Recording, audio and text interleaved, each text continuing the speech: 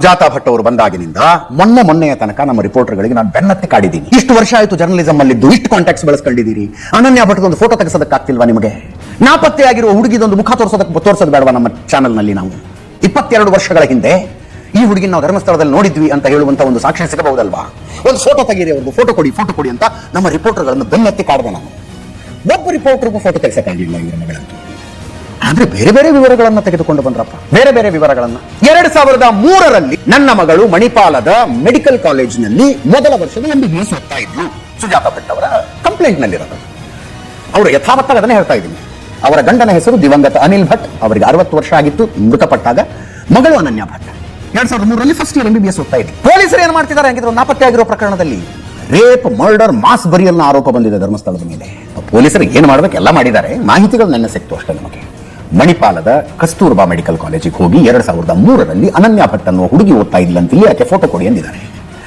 ಇರುವ ದಾಖಲೆಗಳನ್ನೆಲ್ಲವನ್ನೂ ತಿರುವಾಕದು ಮೆಡಿಕಲ್ ಕಾಲೇಜಿನ ಸಿಬ್ಬಂದಿ. 1998ರಿಂದ 2005 ದಾಖಲೆಗಳನ್ನು ನೋಡಿದ್ದಾರೆ. ಎಲ್ಲೂ ಅನನ್ಯ ಭಟ್ ಡಾಟರ್ ಆಫ್ ಅನಿಲ್ ಭಟ್ ಅನ್ನುವ ದಾಖಲೆ ಸಿಕ್ಕಿಲ್ಲ. ಅದಾದ ಮೇಲೆ ಈಕೆ ಅಡ್ರೆಸ್ ಬೆಂಗಳೂರಿನ ಪದ್ಮನಾಭ ನಗರದ ಮನೆ ಅಡ್ರೆಸ್ ಕೊಟ್ಟಿದ್ವಿ ಸುಜಾತಾ ಭಟ್.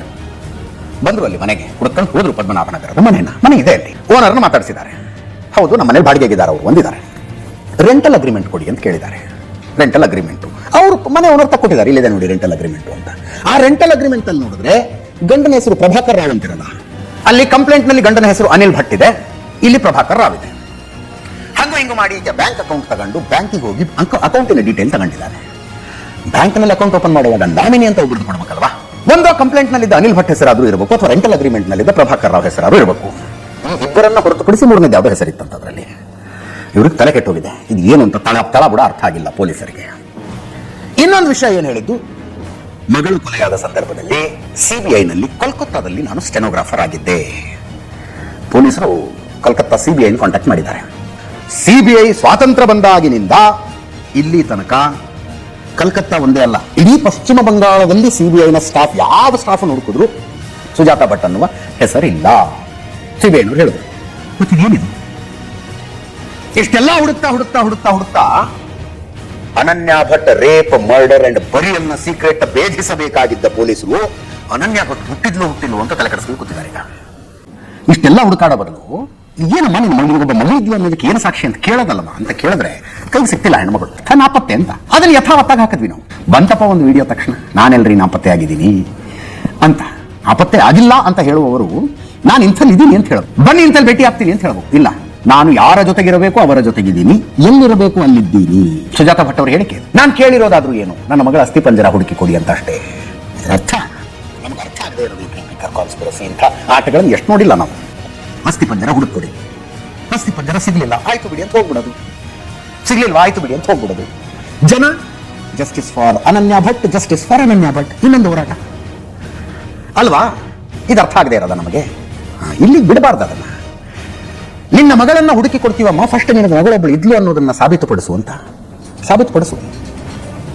ನಿನಗೆ ಅನಿಲ್ ಭಟ್ ಅನ್ನುವವರ ಜೊತೆಗೆ ಮದುವೆಯಾಗಿ ಸಂಸಾರ ನಡೆದು ಮಗಳು ಹುಟ್ಟಿದ್ಲು ಅನ್ನೋದು ಸಾಬೀತಾಗಬೇಕಲ್ಲ ಮೊದಲು.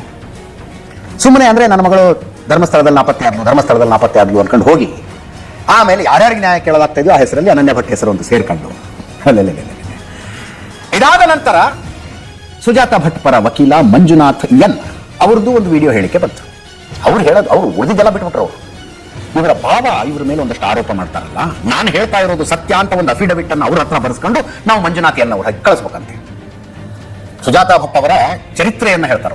ಅದರ ಬಗ್ಗೆ ಒಂದು ಅಫಿಡವಿಟ್ ಬರೆಸ್ಕೊಂಡು ನಾನು ಹೇಳುವುದೆಲ್ಲ ಸತ್ಯ ಅಂತ ವಕೀಲರಿಗೆ ಕಳಿಸಿದ್ರೆ ವಕೀಲರು ಯಾರನ್ನು ಜೈಲಿಗೆ ಹಾಕಿಸ್ತಾರಂತೆ.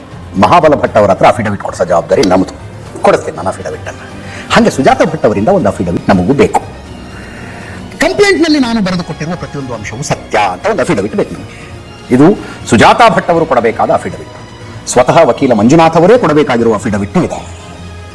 ಈ ಪ್ರಕರಣದಲ್ಲಿ ಅವರು ಅನನ್ಯ ಭಟ್ ಮಿಸ್ಸಿಂಗ್ ಬಗ್ಗೆ ಮಾತಾಡೋದೇ ಬಿಟ್ಬಿಟ್ಟಿದ್ದಾರೆ. ಆರಂಭದಲ್ಲಿ ಸುಜಾತಾ ಭಟ್ ಹೋದಲ್ಲಿ ಬಂದಲ್ಲಿ ಜೊತೆಗಿರ್ತಾ ಇದ್ರು ಅವರು. ಈಗ ನಿರಂತರವಾಗಿ ಅಸ್ಥಿ ಪಂಜರ ಹುಡುಕಾಟದ ಬಗ್ಗೆ ಪತ್ರಿಕಾ ಹೇಳಿಕೆಗಳನ್ನು ಬಿಡುಗಡೆ ಮಾಡ್ತಾರೆ ಅವರು. ನಾನು ಬಿಡುಗಡೆ ಮಾಡಿರುವ ಹೇಳಿಕೆಗಳು ಸತ್ಯ ಅನ್ನುವ ಒಂದು ಅಫಿಡವಿಟ್ ಅನ್ನು ವಕೀಲರಾದ ಮಂಜುನಾಥ್ ಭಟ್ ಅವರು ಕೊಡಬಹುದಾ? ಮಂಜುನಾಥ್ ಎನ್ನವರೇ ತಾವು ಹೇಳಿರುವ ಹೇಳಿಕೆ ಸತ್ಯ ಆಗಿದ್ರೆ 55 ಹೆಣಗಳ ಮಿನಿಮಮ್ ಸಿಗಬೇಕಾಗಿತ್ತು, 55 ಅಸ್ಥಿ ಪಂಜರಗಳ ಮಿನಿಮಮ್ ಸಿಗಬೇಕಾಗಿತ್ತು.